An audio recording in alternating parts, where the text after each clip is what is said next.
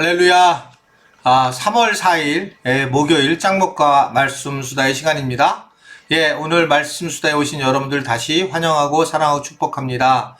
오랫동안 또 이 말씀 수다를 들어주신 우리 모든 지체들에게도 다시 한번 감사를 드립니다. 진짜 우리가 오랫동안 같이 해왔네요. 이제 3월 4일인데 꽤 많은 시간을 함께 나누게 되었습니다. 참 하나님께 다시 한번 감사하고 또 사실은 정말 이 말씀을 듣는 우리 모든 지체들에게도 감사를 드립니다. 자, 오늘 우리에게 주시는 하나님의 말씀은 베드로후서 2장 10절부터 16절의 말씀인데요. 하나님 말씀을 보시겠습니다. 육체를 따라 더러운 정욕 가운데서 행하며 주관하는 일을 멸시하는 자들에게 특별히 형벌하실 줄을 아시느니라. 이들은 담대하고 고집하여 떨지 않고 영광 있는 자를 회방하거니와 더 큰 힘과 능력을 가진 천사들이라도 주 앞에서 저희를 거스려 회방하는 송사를 하지 아니하느니라. 그러나 이 사람들은 본래 잡혀 죽기 위하여 난 이성 없는 짐승 같아서 그 알지 못한 것을 회방하고 저희 멸망 가운데서 멸망을 당하며 불의의 값으로 불의를 당하며 낮에 연락을 기쁘게 여기는 자들이니 점과 흠이라. 너희와 함께 연애할 때에 저희 간사한 가운데 연락하며 음심이 가득한 눈을 가지고 범죄하기를 쉬지 아니하고 굳세지 못한 영혼들을 유혹하며 탐욕에 연단된 마음을 가진 자들이니 저주의 자식이라. 저희가 바른 길을 떠나 미혹하여 부올의 아들 발람의 길을 좇는도다. 그는 불의의 삭사를 사랑하다가 자기의 불법을 인하여 책망을 받되 말 못하는 나귀가 사람의 소리로 말하여 이 선지자의 미친 것을 금지하였느니라. 네, 오늘 말씀을 보면 어제 이제 영적으로 미혹당하는 것이 정말 위험하다 얘기를 했고요. 그래서 이 부분에 우리가 신경을 바짝 써야 되고, 그래서 교회 중심의, 본교회 중심의 신앙생활을 하는 그것은 우리 교회가 탁월해서가 아니고 분명히 영적으로 미혹당하는 것을 막기 위해서 그렇다. 특별히 그래서 다른 데 가서 성경 공부를 하고 특별히 무슨 이상한 성경풀이의 원리를 갖다 공부하고 이런 곳에는 결코 가서는 안 된다 라고 하는 말씀을 드렸습니다. 그런데 이 거짓된 사람들은 어쩔까?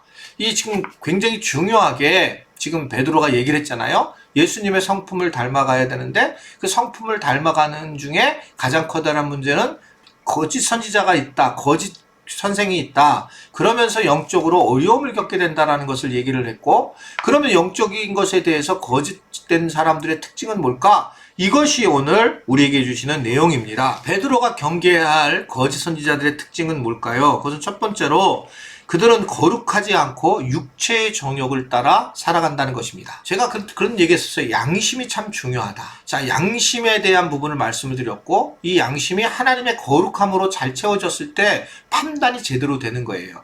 근데 우리가 이 하나님이 이 영혼이 채워지지 않고 이 성령의 충만함으로 채워지지 않고 그냥 내가 양심에 따라 행동할 때는 우리는 죄로 가게 되어 있어요. 육체의 욕심을 따라 가게 되는 그런 모습을 보이고 있습니다. 육체의 정욕, 즉 육체의 정욕이 성적인 것만을 얘기하는 게 아니죠. 그것은 우리가 예를 들면 자녀 교육 같은 경우도 마찬가지예요. 그냥 자녀들이 세상에서 공부 잘하는 것만으로 초점을 두고 살아가는 것, 이런 것들은 육체의 정욕의 모습입니다. 우선적으로 영적으로 아이가 충만해져야 되는데 세상적인 모습으로 바라보는 것 자체가 이제 문제가 되는 경우가 많이 있습니다. 그리고 또 하나는 뭘 얘기하냐면 하나님 앞에서 겸손으로 낮춰지는 것이 아니라 스스로 높이면서 이야기를 하는 사람들, 자기를 낮추는 거, 그리고 스스로를 높이고 함부로 말하는 거. 자, 이게 뭘까요? 이거 저는 이런 표현이라고 생각해요. 하나님께서 해 주시는 것. 그러니까 모든 걸 하나님 해 주셨다고 보는 거죠. 실질적으로 내가 할 수 있는 게 없잖아요. 우리가 저도 목회자지만 교회가 어느 정도 성장했지만 제가 가지고 있는 가치 하나는 목사님들은 다 똑같다. 하나님은 어느 교회 각각 교회의 크기에 맞춰서 그 목회자들을 거기 세웠다. 물론 목회자들 자체에 문제가 있는 거는 말할 거 없습니다. 이거는 너무나 많고, 그러나 하나님 입장에서는 그랬다. 그러니까 그러기 위해서는 각각의 이제 목회를 하는 거죠. 근데 내가 만약에 더 작은 목회자에 대해서 함부로 대한다면 그것은 저는 아주 잘못된 거라고 생각해요. 물론 그분이 잘못해서 작은 교회를 하게 될 수도 있습니다. 그러나 이건 내 권한이 아니라고 보여지는 거죠. 하나님이 하실 권한이고, 그래서 저도 또 더 큰 교회 목사님한테 그럼 주눅이 들으냐? 그럴 필요도 없다는 거예요. 여러분 다 마찬가지입니다. 왜냐하면 여기 깔려 있는 게 뭐냐면 하나님이 하셨다라고 하는 생각입니다. 나의 외모부터 시작해서 나의 어떤 모든 주변까지 어떨 때는 이해가 안 되지만 하나님이 이 일을 하셨다라고 하는 것을 가지고 있는 것, 이것이 매우 중요한데 이런 생각을 안 하고 자기 교만을 이야기하는 거예요.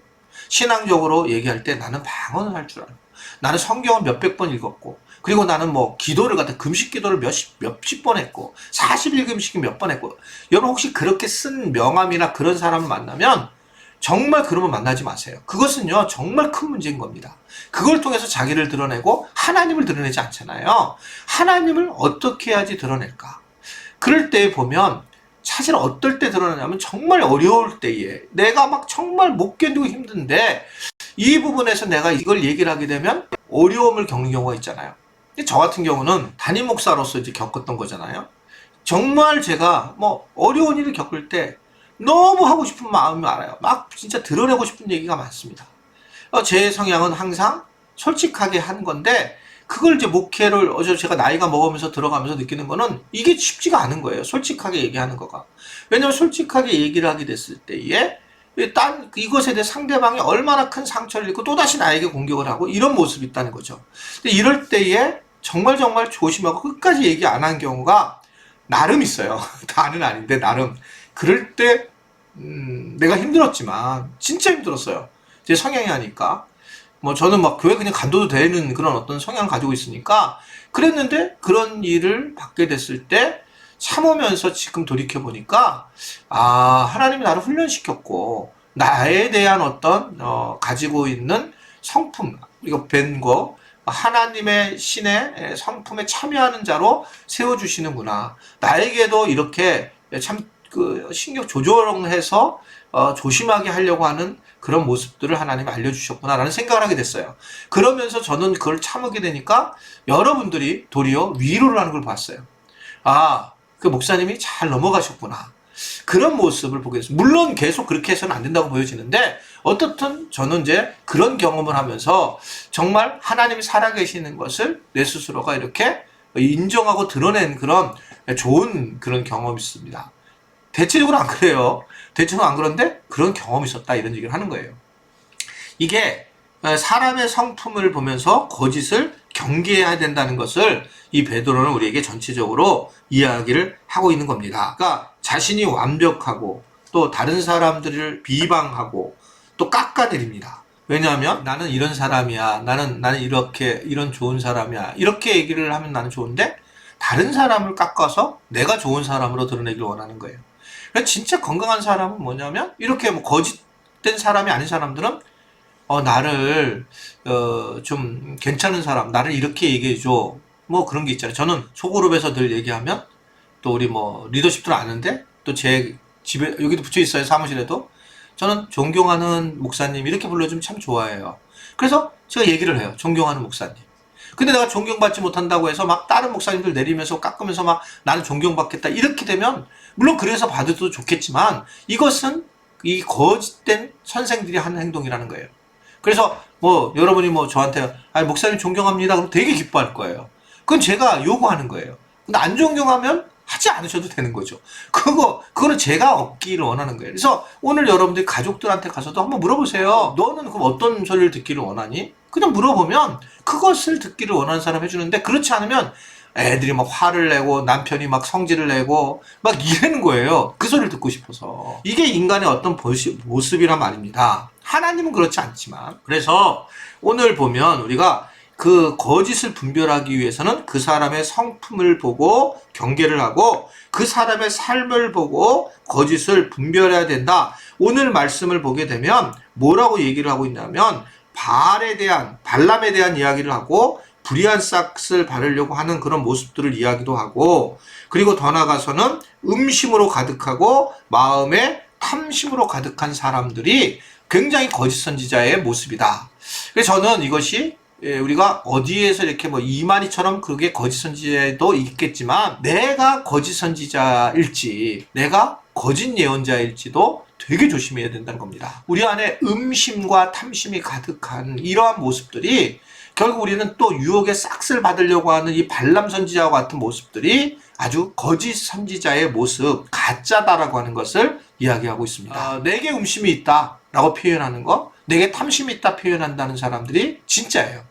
근데 그게 없다 하면서 진짜 그 뒤에서 그렇게 되면서 변화가 되는 것이 이게 참 어려운 부분입니다. 어떻든 오늘 말씀을 잘 기억하십시오. 이 거짓 선지자를 구별하는 것은 내가 바깥에 얼마나 뭐를 한 게 아니라 그분들의 어떤 성품, 또 그분들의 삶, 이것을 보고 살아가는 것입니다. 그래서 삶을 그렇게 살았다는 것 자체가 너무너무 귀한 거예요. 그렇게 그것을 바라보면서 우리가 그분을 인정해 주는 것은 굉장히 중요하다. 저도 20년을 우리 교회에서 있었는데 20년 된 교인들도 있고, 그런데 지금 이제 33년이 돼서 은퇴하시는 목사님을 얼마 전에 만났는데, 그분은 저는 한 교회에서 33년을 살았다는 것, 그래서 교인들과 함께 마감을 줬다는 것, 그것만으로도 저는 박수를 치고 대단하다고 보여집니다. 삶으로 보였기 때문에. 그래서 아무쪼록 자꾸 뭔가를 바꾸려고 하는 것이 아니라 삶으로 잘 드러내는, 그리고 성품의 변화가 일어나는, 그래서 우리가 거짓 선지자와 거짓 또 선생이 되지 않는 우리 모두가 되기를 간절히 바랍니다. 기도하겠습니다. 하나님 아버지, 오늘 주신 말씀을 잘 기억하고 내가 혹시 거짓 선지자와 선생이 아닌지를 깨닫고 하나님 앞에 바르게 살아가는 성품을 가진 삶의 변화를 일으키는 우리 모두가 될 수 있게 되도록 주님이 축복하여 주옵소서. 예수님의 이름으로 기도드리옵나이다. 아멘.